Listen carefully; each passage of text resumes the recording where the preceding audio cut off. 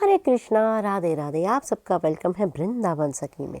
तो फ्रेंड्स, आज हम जानेंगे कि जो हम ठाकुर जी की पूजा आरती इत्यादि करते हैं, गोपाल जी के आगे जो हम दिया जलाते हैं, उस दिए में जो बाती बच जाती है या धूप बत्ती हम करते हैं, तो उसका पूजा के बाद उसका हम क्या करें।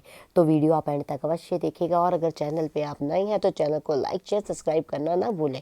तो देखिए फ्रेंड्स, मुझे अक्सर आप लोगों के प्रश्न आते हैं कि दीदी हम नित्य ठाकुर जी की सेवा करते हैं, ठाकुर जी की पूजा करते हैं, तो सुबह भी और संध्या में भी ठाकुर जी की जो आरती करते हैं, गोपाल जी को जोत लगाते हैं, तो उसकी जो बाती, जोत जलने के बाद जो बाती रह जाती है, उस बाती का क्या करें, या धूप हम ठाकुर जी के आगे जलाते हैं, जो धूप की राख है उसका बाद में हम क्या करें। तो देखिए फ्रेंड्स, आप लोग जानते हैं कि हम लोग सनातनी हैं, हम हिंदू हैं। तो हम हिंदुओं में जो पूजा पाठ का विशेष जो होता है, प्रधान होता है, हम गोपाल जी के आगे दिया जलाते हैं, क्योंकि जोत जो होती है हमारी पूजा की साक्षी होती है। यानी जो भी हम मंत्र उच्चारण करते हैं, जो पाठ करते हैं, ये जोत जो होती है वो महत्वपूर्ण होती है। पूजा में सर्वप्रथम जोत जलाई जाती है, और इस बात की साक्षी होती है कि हमने भगवान की पूजा की है, पाठ किया है। और जोत को तो हमारे यहाँ संतों के मुख से मैंने ऐसा भी सुना है कि जोत को साक्षात ईश्वर कहा जाता है।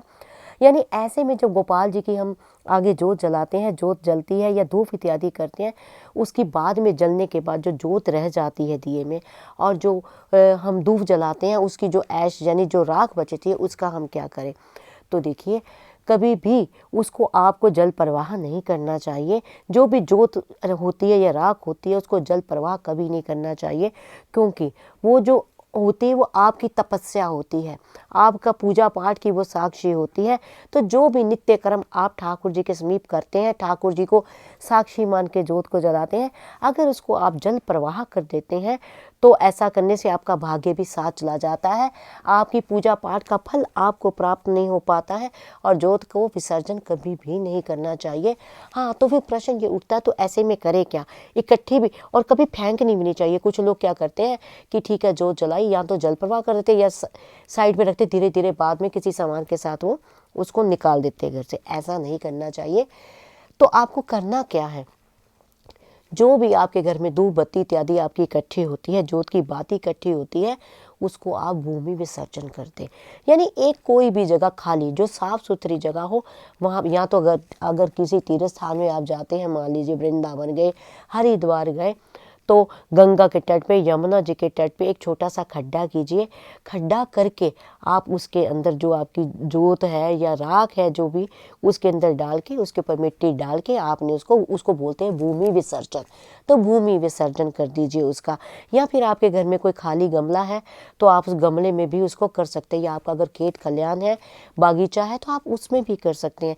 ऐसा करने से भगवान भी प्रसन्न होते हैं, आपकी पूजा का फल भी आपको प्राप्त होता है।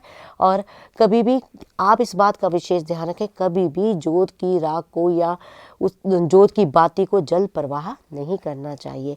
तो आई होप जो आपके प्रश्न है उसका उत्तर आपको मिल गया होगा। फिर भी अगर आपके मन में कोई संशय, प्रश्न, क्वेश्चन, क्वेरी हो, तो मुझे आप कमेंट बॉक्स में लिखिए। मैं प्रयास करूंगी आपके प्रश्नों का उत्तर देने का।